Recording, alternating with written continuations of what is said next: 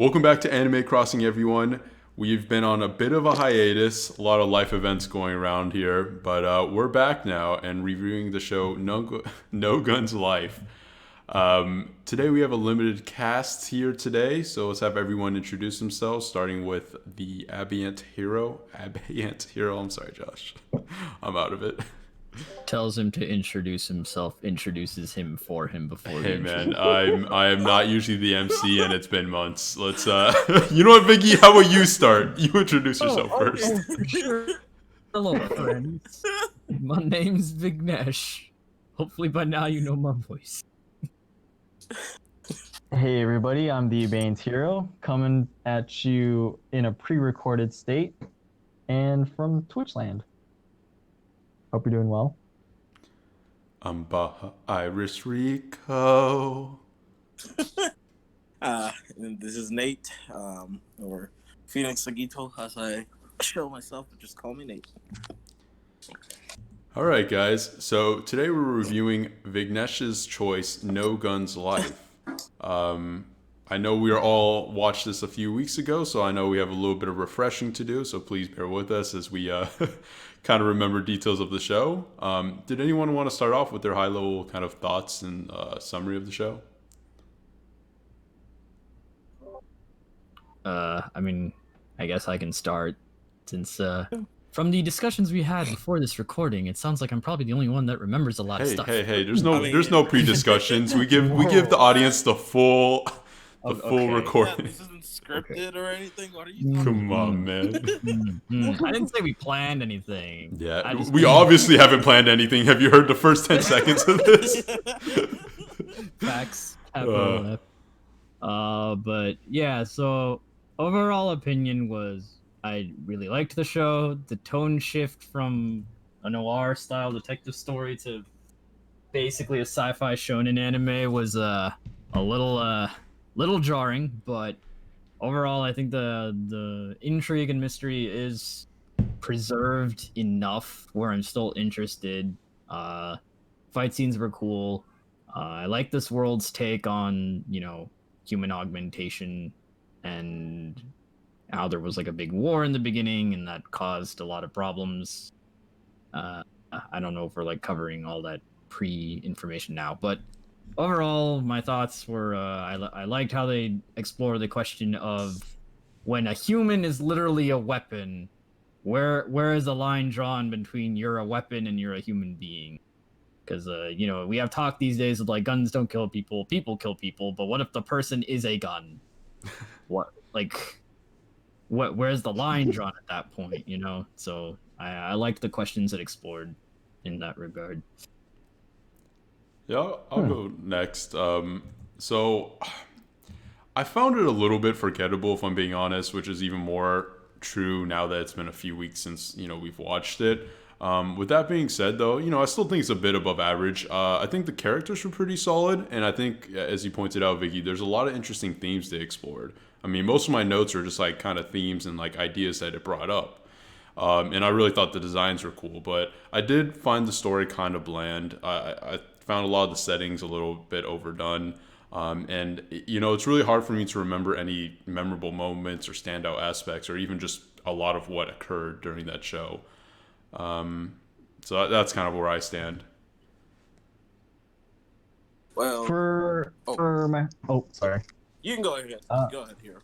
For myself, thank you, Nate. For myself, I went in with the expectation of something possibly different, maybe due to the marketing, but my expectations were for something a little bit more engaging, and I didn't quite find that. I felt like my expectations may have been a little bit bloated, because when I was watching it, I went in with an open mind and just ready to embrace it.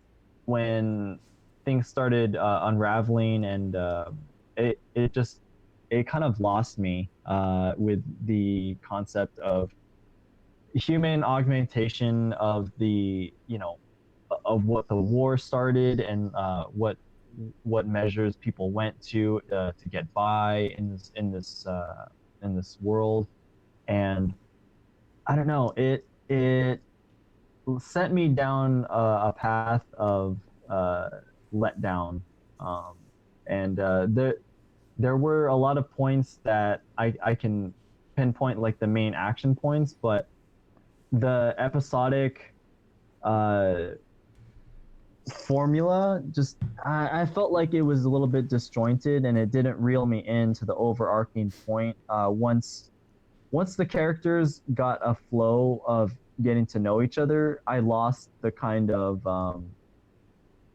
the sense of urgency, and I became less invested. So that was the gist of like the highs and lows. I would say the highs were the character design, very very well, and very very unique. The female characters, I wish could have had more of a comeback, because it felt like it was a little bit of a flavor of the week, which was unfortunate. Well, by the way, heads up if you guys hear squeaking, I do apologize. My puppy's a very active puppy. Okay. uh, I was about to say, like, I have a for squeaky chair too. that's for you guys and the audience. So honestly, I agree with some of your points there, Hero, regarding like the ladies being like lady of the week. Don't get me wrong, it was beautiful eye candy, but still, no. They kind of felt kind of like, except for like the director, they kind of felt like a little bit like single dimension, like just one dimensional, and that's a little for me.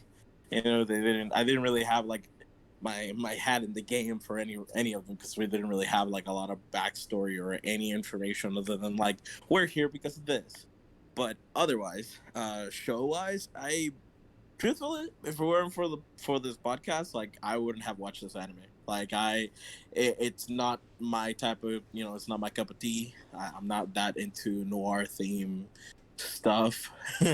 And but still, I mean, I was still intrigued. Like I still kind of was entertained with just how the backstory was kind of released. It reminded me a little bit of like I think it was Dorohedoro, where it kind of like, hey, yeah, we're just in this world, and you're gonna figure out what has been happening as we're going through it, and then we kind of find out like, oh, there was a war, and there was this, and there was that, and people got augmented, and this is actually a human, but he's a gun, or oh no, wait, he's just a gun. Wait, what? And I think I was that part of it intrigued me, but similar to how Hero said earlier, like the episode, it's like there was no structure.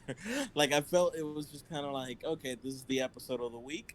We're gonna, except for one or two that kind of like, I think it was more towards the end where it was a little bit more concentrated on the actual overarching plot of the whole series. It seems the what was happening each time just felt like it didn't have anything to do with it.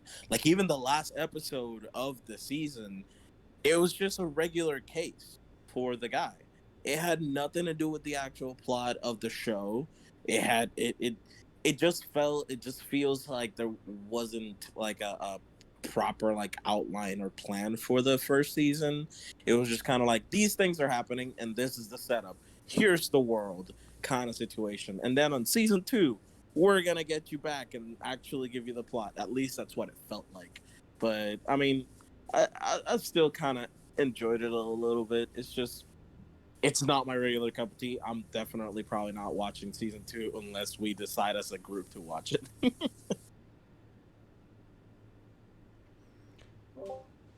Yeah, and I think that's totally fair, because there was a lot of style over substance stuff. Like the actual plot was there, but it definitely wasn't the entire driving force. Like a lot of the driving force was just Inui Juzo trying to reconcile the fact that he is a man without any of his memories that everyone perceives to be just a machine that kills people. Well, or killed people, I should say, past tense. So like if you don't find that whole thing engaging, it definitely falls apart. And even if you do find it engaging, a lot of the supporting cast is definitely very underdeveloped in this first season. I don't know if that problem gets changed. But yeah, the definite weakness of this is this is a weird case in where like the world is the strong point, but the narrative is kind of okay. Which I'm so used to seeing it the other way around that this is an interesting But switch up. we saw Made in Abyss. Oh lord. Wow. I'm joking. Damn. I'm joking. Wow. Yeah, but that's the thing. This Ouch. thing's plot was stronger than Made in Abysses in a weird way. Because at least here, there's clear objectives. It's like, okay, end Yeah. goal, bring down bad guy organization. How do we do that? Get evidence. Oh. Problem, getting evidence is hard because bad guy organization has monies, right? Whereas Made in Abyss is like, all right, we're gonna get to floor 100 of the dungeon. No, but I would That's it. I would slightly disagree there. Even as someone who didn't completely enjoy Made in Abyss, my problem with this was I don't mind episodic episodes at all if each episode has an interesting case. But the problem is they try to give like a whole mystery to like this whole show. And there's like, who's that character? Who's this? Like, and the mystery was not gripping at all. Like something like Made in Abyss, like that's what kept me going was the mystery of the world and everything like that. And while the world is super well designed and the themes that they bring up and kind of like some of the character moments are really interesting, I thought the overall mystery was not gripping at all. And then like as you guys previously said, I found it hard to follow a lot of the stories. It was just kind of like all over the place, and then random characters would jump in and out, and then sometimes would just end and fall really flat when it ends. And it felt like there's a lot of subplots, and it just became so meshed that it just was overall forgettable. Yeah, I agree with that. the problem that I had was, okay, the intro of the two main partners, the guy that has the voice what do you call it? Naranchia. It's called Harmony. Okay, the guy has the Harmony power or ability to take over other I forgot the term, the other robots or the extends, yes. All right, let's go over some vocab real quick. Yes. So you have the cyborgs are all called extends. Okay. EMS is the organization that polices ex-military extends. And then I forget a lot of dudes' names. We have Gunhead Man Inui Juzo, who's the main character, and then Yes. his sidekicks are, I'm gonna call her Mechanic Chick and Okay, guy cool. with Harmony implant. Okay, yeah, the guy with the Harmony implant, I felt like it was fine to have that, but I don't know. It was one of those things where I can't help but compare it to Ghost in the Shell, because a lot of it was no lip flap but communication, right? Yeah, And he had like when a head acting like a speaker. Right. When there's no lip flap and there's no like real definite, I felt a little bit of the emotional detachment with that character personally. I really didn't like him. I felt like once he got through to Juzo, the gunhead guy, and like got on his good side, he was just like left to like be a wild cannon basically. And then Juzo had to pick up the pieces. It was almost, it was very predictable once you get past like the third like case that they were on.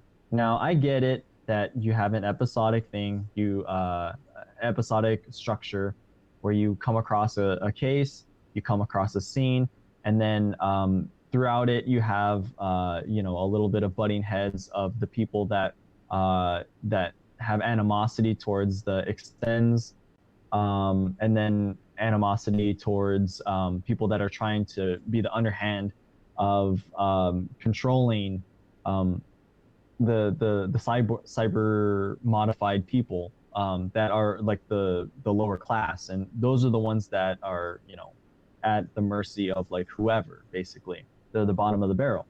And once I experienced that, I wasn't surprised, and I also just stopped caring for what the characters' motivations were, because it was just kind of like Juzo didn't have a real strong motivation, and the Harmony guy didn't really have a strong motivation beyond just trying to stop the organization to manipulate people. And for like, it just didn't feel like they were doing enough. One until they got to the golden guy. I forget the guy that was Funk. It's something what, Funk Zero. Some I forgot his name. Mega armed, I think. Yeah, there you go, Mega. yeah. I just know they have this. I just know that they both have the same move, basically. Yeah, Funky Right. Ghost.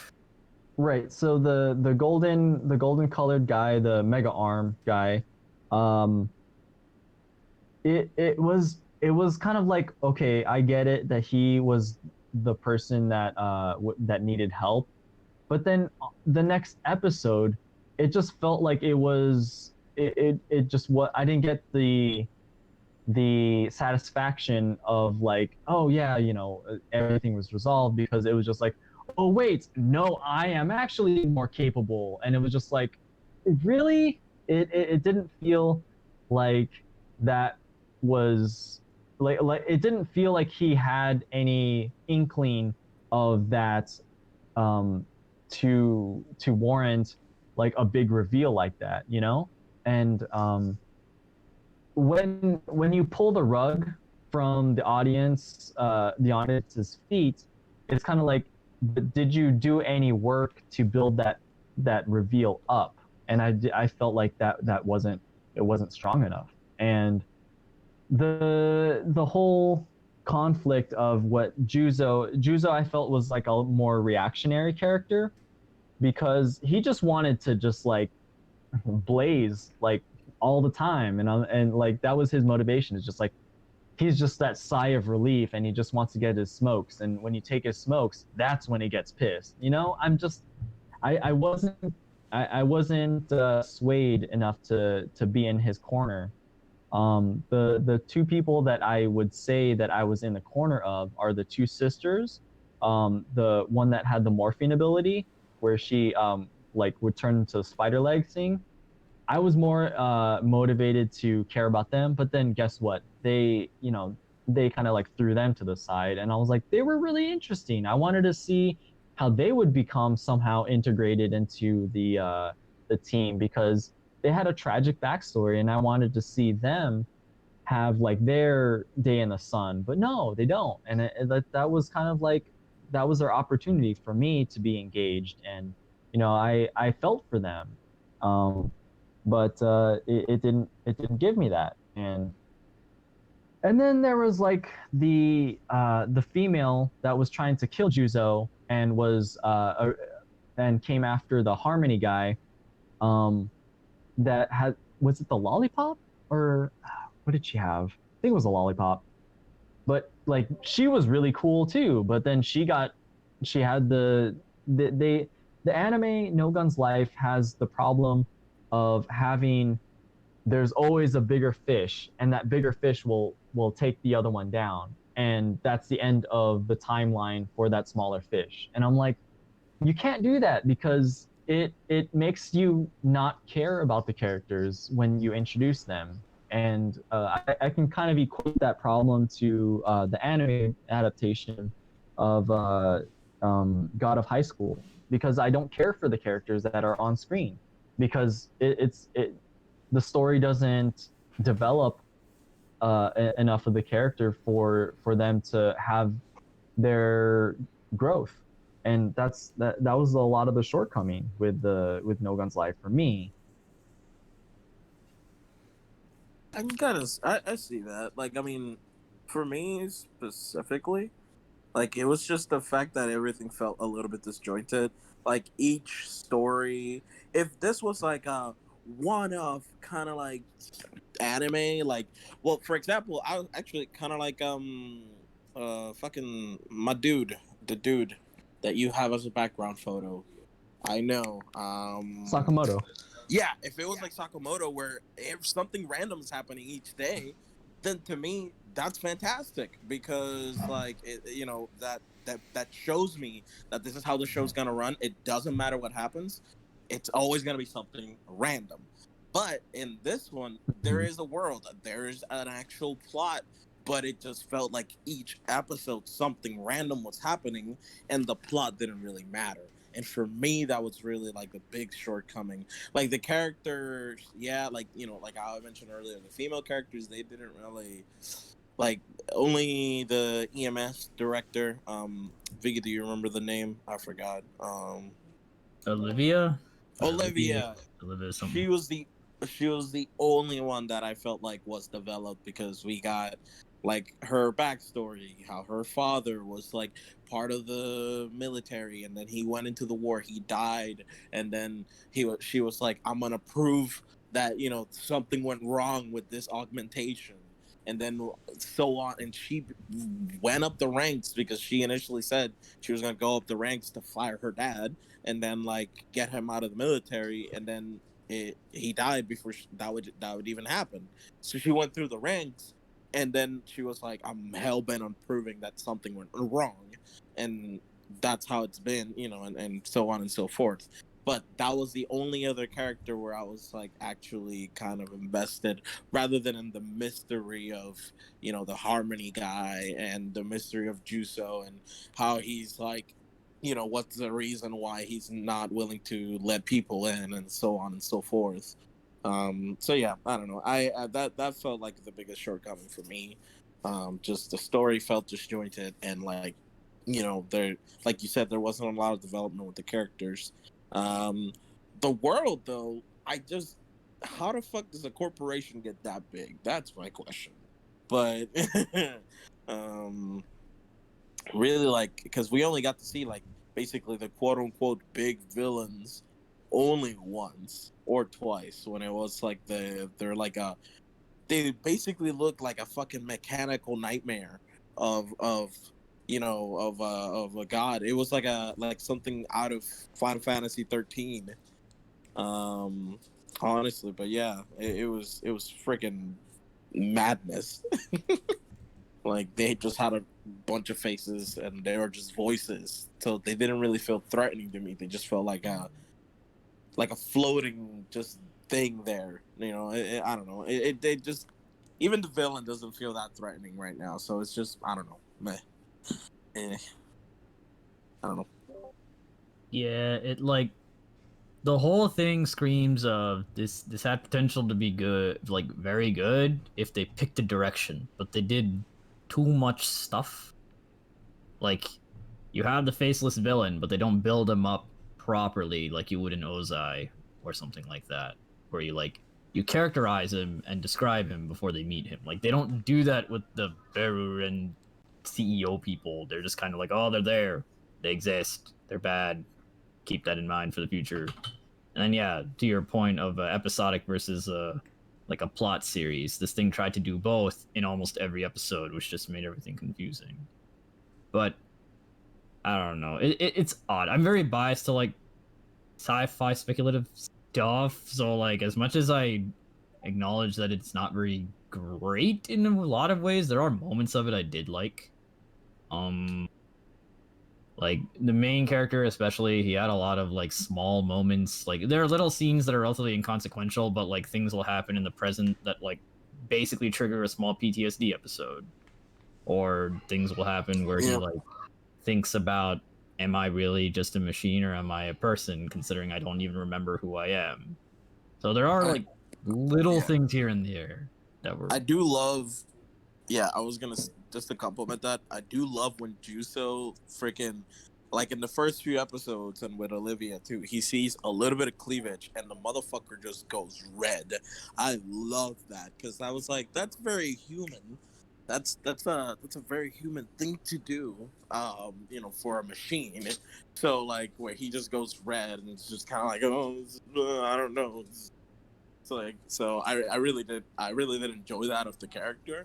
I did like that he was kind of like stoic and all like, I'm gonna smoke because I'm gonna smoke.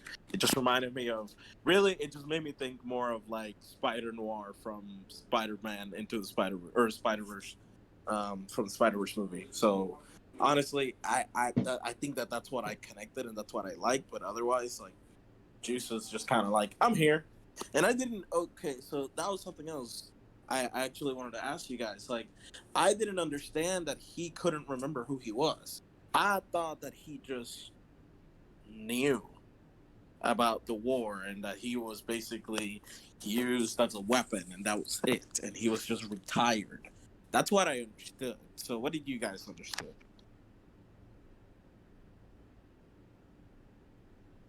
My understanding was pretty much that he didn't want to be pigeonholed into the extent that, oh yeah, like I'm gonna be under someone's thumb, and he just wanted to like live his own life, but at the same time like find his own way, and like not necessarily like a soldier, like a wounded soldier or wounded vet, but more or less like, I did what I did in the past, and that's in my past, and I'm just gonna do what I do now, and then everyone else is just a hindrance. That to me, that's what I kind of got from it. I didn't feel like he was very motivated um, to pursue and flesh out what was his past and kind of like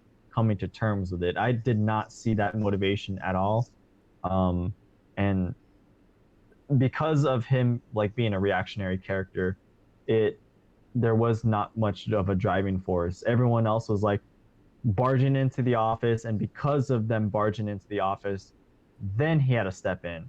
So, yeah.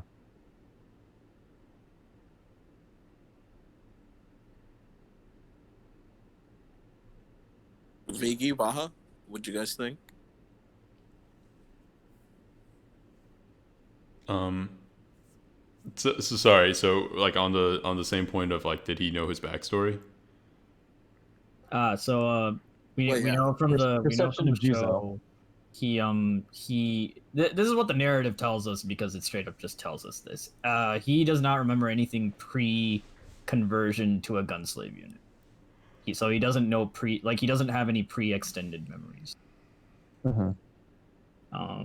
As for past stuff, it's like highly implicated that the gunslave units, considering slave is literally in their name, they're all pretty much subservient to their hand. So yeah, you have hand and you have gunslave unit, and that's like the extent of how we understand his relationship to other people during the war. But yeah, he has no memory pre becoming a cyborg.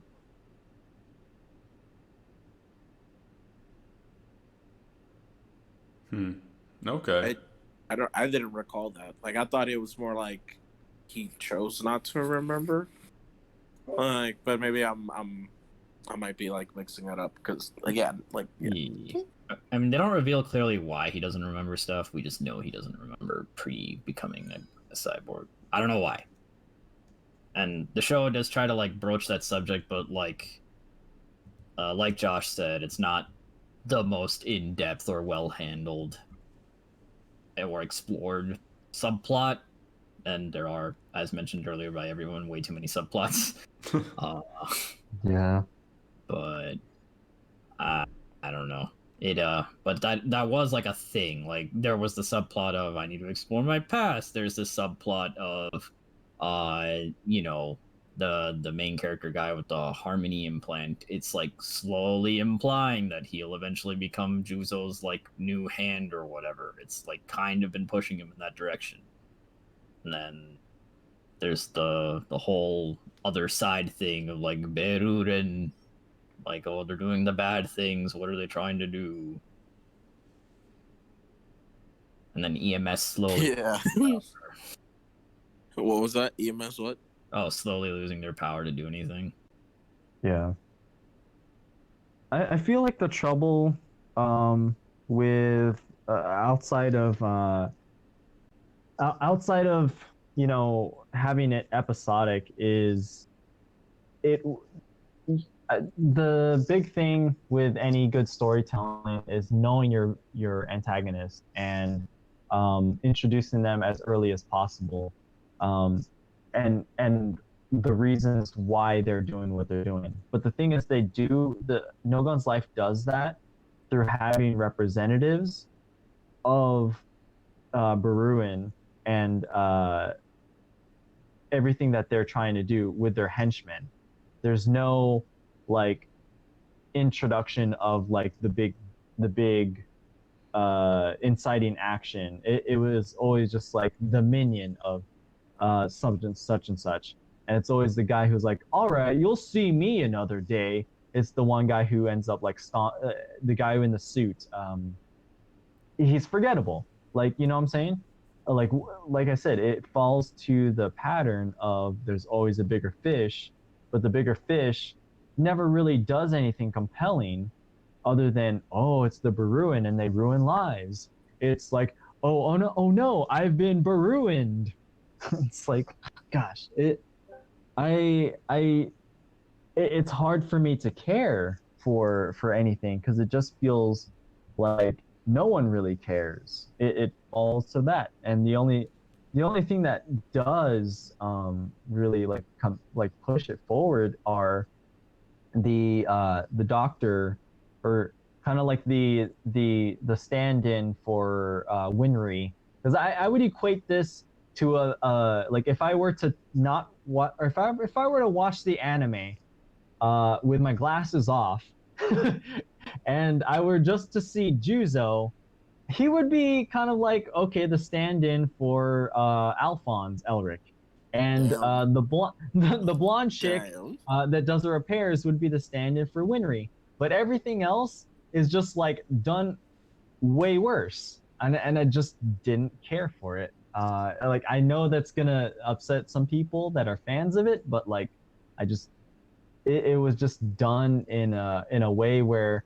yes, you can have episodic, and yes, it has its all like in closing, and you could have its two-parter like carry over and like the whole story, and it does that with the guy who has the augment on his legs, and he had like a really compelling thing. His story arc was really interesting, but guess what they do?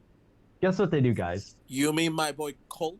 My favorite character ever. Oh wait, he's dead. Yeah, that was he was dropping bad. He was dropping Spanish left and right, and I was like, finally, someone I can relate to. And then he dies. Yep. He was definitely the best side character. So angry.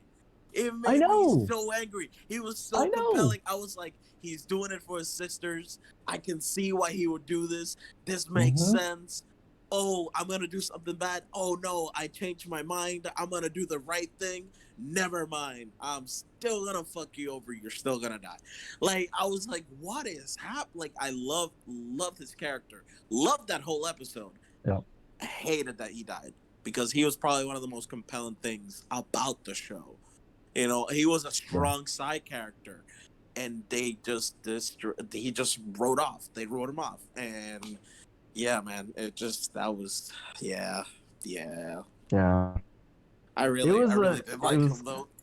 It was kind of a disappointment, man. Like I really don't like talking trash about an anime, but like when there's such good examples of of out there that have had success, and you know, I don't know if it's the adaptation team of I don't know if it was a manga or from the existing literature into an anime, if things were lost in adapting, but it just felt like it was lacking in a lot of things that and that Full Metal Alchemist, you know, the Full Metal Day was yesterday, and everyone that anime has been adapted twice, and it's still compelling, you know. People still celebrate it because it was done so well, and you know, here I am comparing very good character design, but yet that's all I can talk about is just the character design is remarkable, but the consistency and the substance of each character and what they do is forgettable. Well, to defend Juzo and the the harmony implant guy a little bit. 'Cause Please, please do. they do I have some merit. like it. I'm not gonna say they rival He's good Alphonse best. or Edward Elric, because at the end of the day, they are relatively passive characters. Well, at Right. least Inui Juzo is. So my devil's advocate argument for Inui Juzo, at least to an extent, to make him seem like not a completely trash character, because I don't think he's a completely trash character. I think he's a flawed character. So part of the reason the man's obsessed with smoking is because the show shows what happens when he doesn't smoke. It's not a good thing. Like, there are very few times in an anime where like a form change is something you don't want to see happen, and this anime actually had one of those. And yeah, it's pretty clear to me, at least, why the man is like, he puts on a front of just like, I enjoy my smoking, but then you see what happens when he doesn't smoke, and you're like, oh, okay, you know what, homeboy, you have a very good reason to be concerned when you run out of cigarettes. Yeah, so he becomes a beast. Yeah, like, granted, that scene was friggin' dope, but at the same time, the entire time from narrative perspective, I'm like, no, don't form change. You're gonna screw up your case. All evidence is gonna get destroyed. No. And then, he form changes and kicks ass. But yeah, so I understand. That's why I give him a little bit of a pass on the smoking thing, because it's like, if he actually runs out of cigarettes, oh good lord, bad things happen. Yeah. But in terms of his like stoicness as a character, like, the thing you can't so I don't have a military background in my family. I also don't know a lot of people in the military. But I do have a couple anecdotal stories from like friends of friends about the military with good and bad experiences. And like, a lot of the stuff that this anime touches on in terms of how Inui Juso's like detached approach to the world and his detached view of how people behave in society, and how he's really only in things for himself, like, it's a little reminiscent of my own personal interactions with those friends of friends. So it felt like it wasn't 100% believable, because it was extremely exaggerated. Like, he did lean too much into the whole war has changed, I was never a hero, never will be, like the whole like Metal Gear Solid stuff. Or like Rambo. Yeah, or Rambo. Like, it definitely. You don't want to know what happened in Burma. Exactly, right? Like, it tried a little too hard to sell the fact that he's carrying a lot of weight from the conflict, and the show repeatedly tries to hammer home like a lot of people died in that war, and the war was really brutal. And it also tried to sell it a little, like, in a lot of ways, with like how brutal his fighting style is. And during his form change, you have to remember, he was like that. Like, he was basically permanently form changed for most of that war whenever they were in combat. And we've seen how brutal and detached he is in the form change. So it's like, I can easily understand why that would mentally impact the character to the point where he's just like detached a bit, because in his form change he basically becomes a complete machine, right? So like, parts of that, it made me like empathize with him a little bit. I agree it's not the best done thing ever, because it's very ham-fisted. It's kind of like the comic book version of The Boys, where like the degeneracy that it goes to is a bit over the top. And yeah, it has a point and it's intentional, but it's like taking a rocket powered sledgehammer to like a thumbtack. It's like, bro, we get it. We get what you're trying to say. Right. I mean, and yeah, I guess I agree with that too. We're like, I mean, when you see him like that, you kind of see his whatever humanity it seems like he might have had left is stripped away. So yeah, I don't know. I guess you're I mean, for him as a character, it makes sense that he's, it does give him a little bit of leeway, but still, like, I don't know, it's just like, I would expect, you see, so for example, like that, I would expect the complete opposite of him when he's not in that form. So then it's just as like, it's just a shocking, like, to me, I guess like the closest thing that I could think of was like Todoroki, or maybe even Todoroki's dad, freaking, gosh, Never. yeah, Endeavor, because like basically these people wearing like Endeavor and Todoroki were both incredibly attached, and just kind of like, no, I'm not gonna do this because of this. But then you realize why they're not doing it, and they prove them wrong, or they have to grow beyond that to be like that. So what I would expect, even though he doesn't remember who he is before the augmentation, what I would expect is that if he knows he can be so machine-like, why push people away when he's like normal and under control? I don't know. I was expecting, if he can keep himself under control for that specific amount of time for so long, then there shouldn't be a reason why he should be pushing people away. So Yeah, and that's why I agree it's overdone, right? Because it's like it's redundant, right? yeah, It's like we've seen him being inhuman, and he knows deep down he is human. So why is he still having that internal conflict of am I a man, a machine, or a weapon? It's like you like he clearly already knows the answers, but he's still asking the question. So that's the frustrating thing. But isn't it partially because of like people's perception on him that makes him like doubt himself?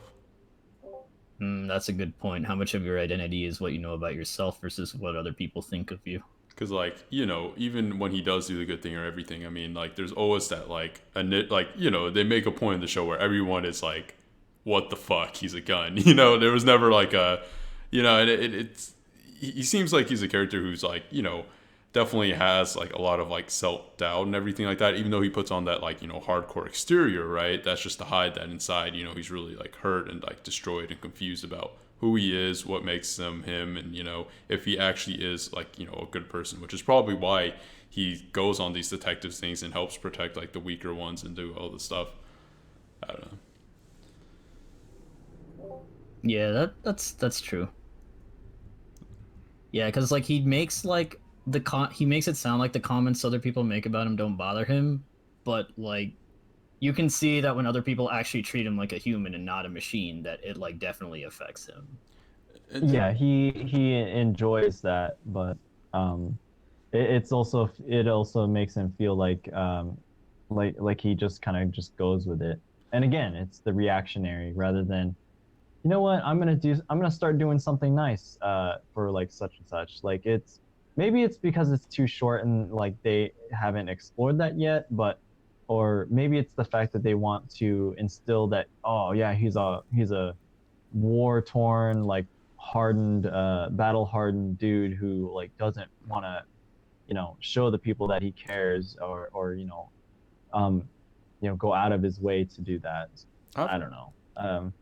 I do have to say though that like I think it's a little unfair to completely say his whole demeanor was just like some war torn veteran. He was always depressed because like the show goes out of its way to do a lot of like the Full Metal Alchemist style like humor with those like exact same faces where Juzo would get like embarrassed or like silly or like make a mistake and everything. So like they do like a lot of jokes like that, and that's a very reoccurring thing to show like his like light and like hampy side, just like a little bit like lighthearted humor and stuff like that. So like I don't think he's always like I would agree if he was always just super serious, which he is serious in like the scenes where something does get dark or it's like a big confrontation, or if he's in front of an enemy, because he's not going to be goofy in front of an enemy. But when he's just with his like friends and stuff and like the few people he even somewhat trusted, I mean, he definitely has like very human like stuff you'd see from any like shonen kind of protagonist, right? Where like I don't know, he gets embarrassed by a girl, or he makes a slip up, or he says something stupid,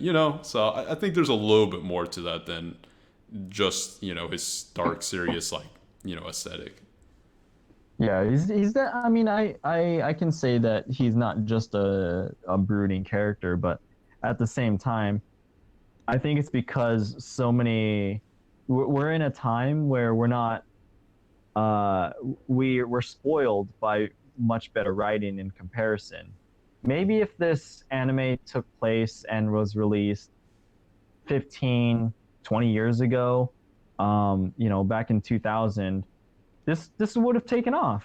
But at this point in time, when we have so much better things that are rivaling and things so much better forms of storytelling with the parameters of you know uh, a world that's like this, where people are getting augmented, and people have been through things that may have caused PTSD.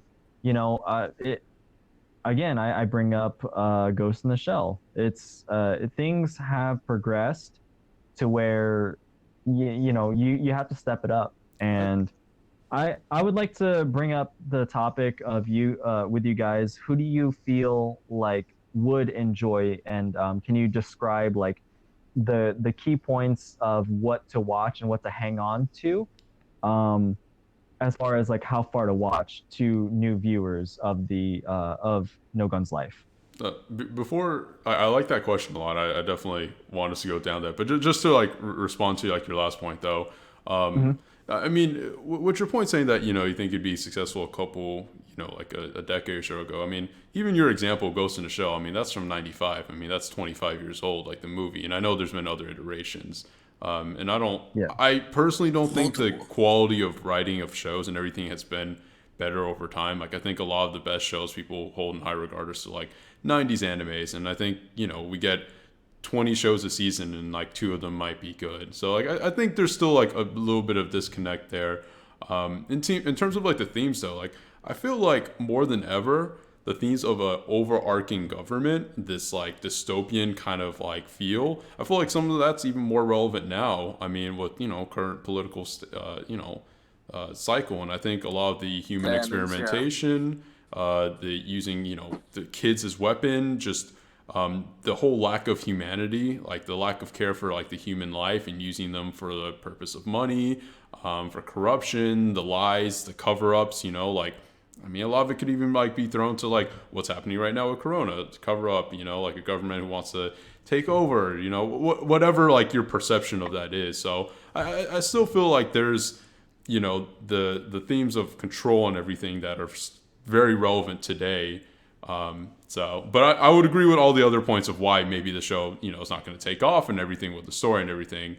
But in terms of aesthetics and everything like that, I think it's fairly relevant to today. Okay.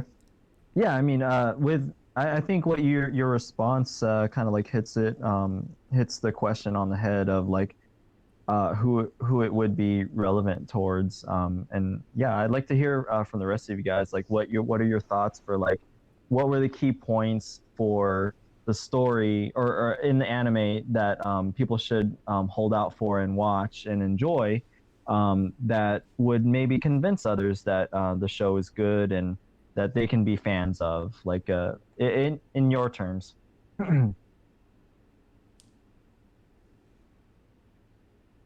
Viggy's like I mean, anyone who's me. yeah.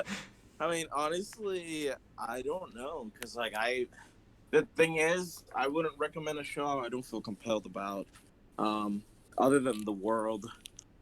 So I feel like it kind of falls like in the same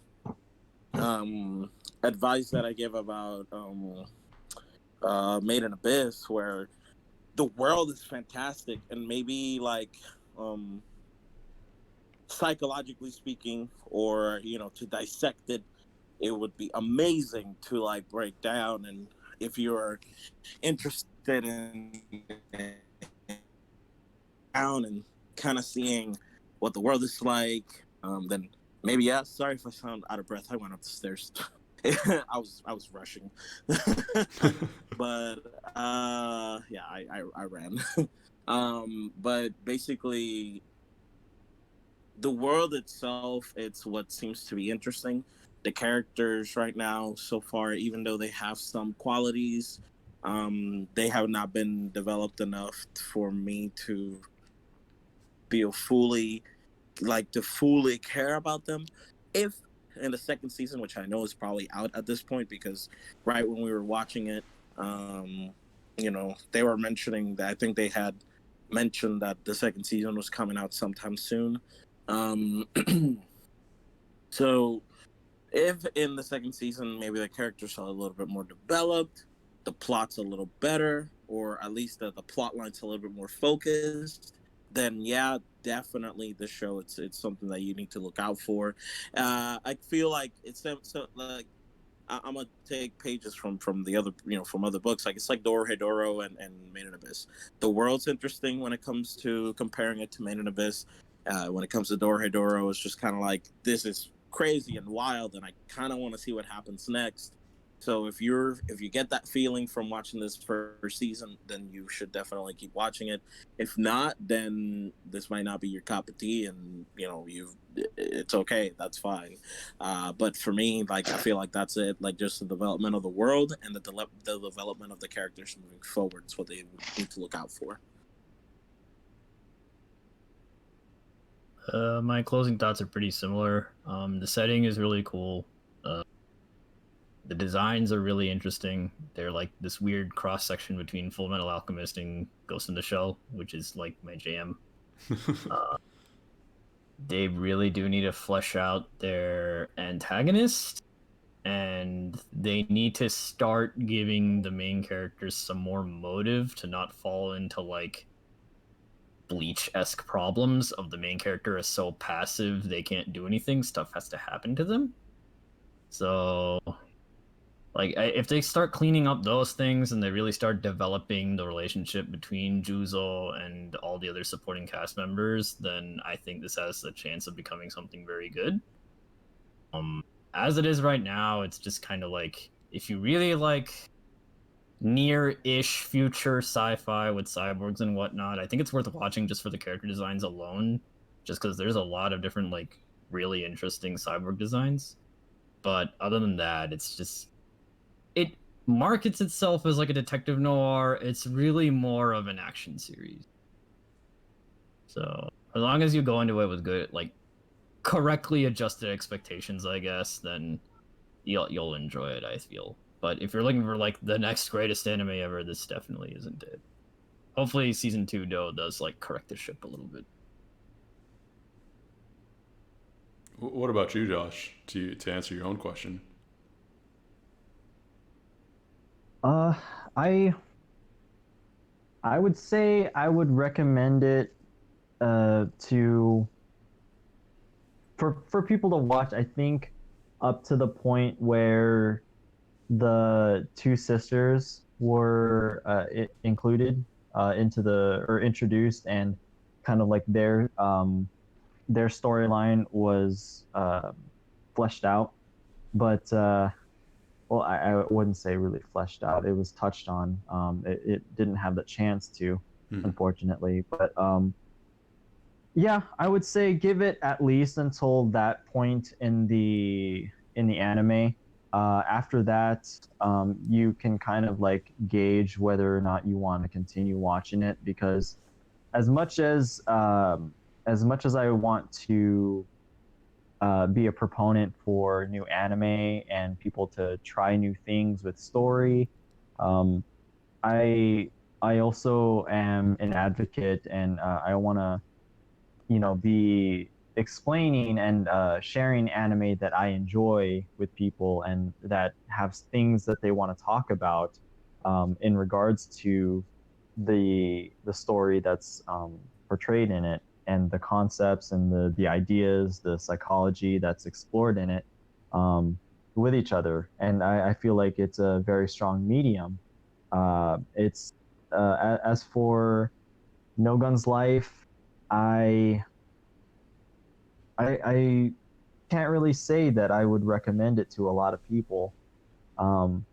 Unfortunately, it fell kind of flat for me. But yeah, I mean, I'm glad that Biggie, if you what you say is accurate, and they're coming out with the season 2. I'm all for it. I hope that they take what they what they produced and build upon it and do it better, because people can make mistakes, and I feel like more anime needs to be explored and given a chance to do something different. One of the anime that I don't know if you guys have gotten a chance to check it out, but it's what was that anime? It was the one where the guy's the vampire, or the vampire demon lord, and he goes into the human world and he accidentally kills a girl, but he wants to bring her back to life because she's now a ghost. Um, I'm forgetting it. It was only like 12 episodes. I'm gonna have to come back to it, but yeah, I wish that I that don't know about that particular one. that I wish that particular anime had a sequel, but they pulled it, and I was bummed about it. So for the fans that are or for the viewers that are fans of No Guns Life, I really hope that they get a chance to have their second season, because if they like it, then not then they get to enjoy it and have their fandom. Yeah, I agree with a lot of people. I mean, I think I liked it a little bit more than Nate and Josh, and I think I'm not as much as Biggie because like to me it was like kind of like a 6 out of 10 show. Like I think it's above average, and I think there's a lot of moments I enjoyed. Aesthetically, it's it's gorgeous and just super interesting worlds with a lot of themes. Because like the theme, like when I look at my notes, it's just like a paragraph of like themes that I got from like a bunch of different villains or characters and everything like that, which is what I found like, maybe we should explore this a little deeper and you have the potential to do this. And I think the music was dope. Music was pretty fire. Shit, we And didn't even talk about that. I know we always forget. We're like, damn, dude, we should have said something about the music. Yeah, opening and closing. Oh my god! I was like, at first I was like, okay, I guess, and then all right, cool. Then the ending came, and I was like, all right, I'm jamming. Let's go. All right, cool. I can dig this. All right, I see how you build it up. All right, nice soft rock. I can feel it. So yeah, I actually freaking love the music. Yeah, watch the show. The music was definitely good. It's just for me to have a deeper attachment to music, it has to be correlated to a memory and like capture that memory. Every time I hear music from Naruto, every time I hear music from Gurren Lagann, I get Yeah. so pumped, or I get so emotionally like taken back to that feeling that music is really powerful then. But again, if the things that are associated with it aren't strong enough, then I can't like the music. I'm gonna give a try to listening to their soundtrack by itself, and see if I like it. But I can't really speak on the music too strongly. But oh yeah, I came up with the anime that didn't get a follow-up season, and that's Blood Lad. I really liked Blood Lad, Oh, but Bloodlad. Yeah, yeah. yeah, it didn't get a second season, and it left on a cliffhanger too, and I was just like, shoot. But maybe I'll pick up the manga, but that's after JoJo and The Promised Neverland, because those are really good. Yeah, I think a lot of shows like that, like the quicker ones, the anime is just a promotional thing for the manga because the anime is Yeah. really like promote the manga for those sales and then the merch. So I feel it though. We should maybe do an episode one day where it's like, what's a show that you wish got a sequel that never did? I think that'd be fun. Yeah. So, but awesome, guys. Any other final thoughts? I think this went on longer than we Let's expected. No, really. I mean, the show's pretty all right. Maybe second season might be better, and I mean, it has good qualities for the most part. It has just bad qualities that like just can be better. That's it. I mean, it's really it. But honestly, if you're interested in the noir kind of um situations, you guys should definitely be checking this out because I think it'll have those themes and you'll be into it. Nice. Nice. Okay. in Awesome. in second season, I really hope that they bring back the Lollipop Girl and the Lollipop Girl's sister, because they did really good character designs, and I think there's chance for some deeper plot. Got Wait, what about plot? What? What? Josh be like, I want a better story, but also. Can't beat a good implied design. the next season will have the other gun slave unit and that lollipop girl being, hunting them around and crap. So I care more about the other lollipop girl, the one that we got at the beginning.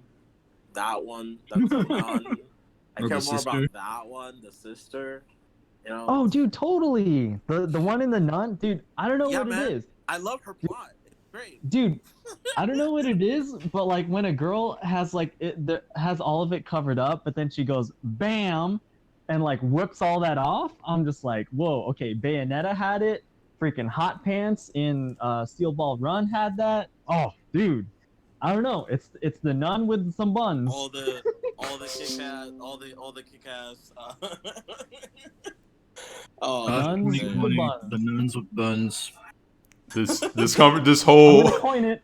Yeah, we gotta cut this, right? No? this whole thing this is the most excited I've heard this chat this whole podcast. It's just us talking about this. Well, Do we they have want good to talk about plots, all the man. waifus? Because this show had a lot of waifus. I'm not gonna lie. I mean, I think We could, but like, no, would it not officially on the podcast. I don't know about waifus, but eye candy. That's fair. That, like you said, they probably weren't like their characters weren't developed enough for you like to really care about them, but aesthetically, I guess. I mean, I don't know. I mean, Lord knows this planet has helped themselves to stuff with even less substance, if you know what I mean. I don't know. Okay, how about we end the podcast here, and then yeah. So we'll end the podcast here, then maybe we can go on further because I just don't want to get into rough territory. So No, Yeah. that's fair. We'll let's keep it clean. But I mean, yeah, the character design is definitely one of the strongest elements of the show. So if nothing else, if you're looking for good design, I think it's worth it. I can agree on that. And yeah, we're looking forward to the next anime. Yes, K. Yeah. shows by Ryan who wasn't able to make it today, but I think we're all not excited for that one together. Okay, Nate. You know how this is style over substance? Imagine so much style, the substance is negative. Oh, no.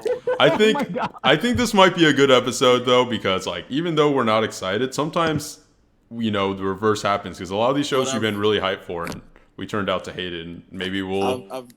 Yeah, I haven't even seen I it, like so I this don't know. one. I've seven seen out of K. 10. I caught up and watched K.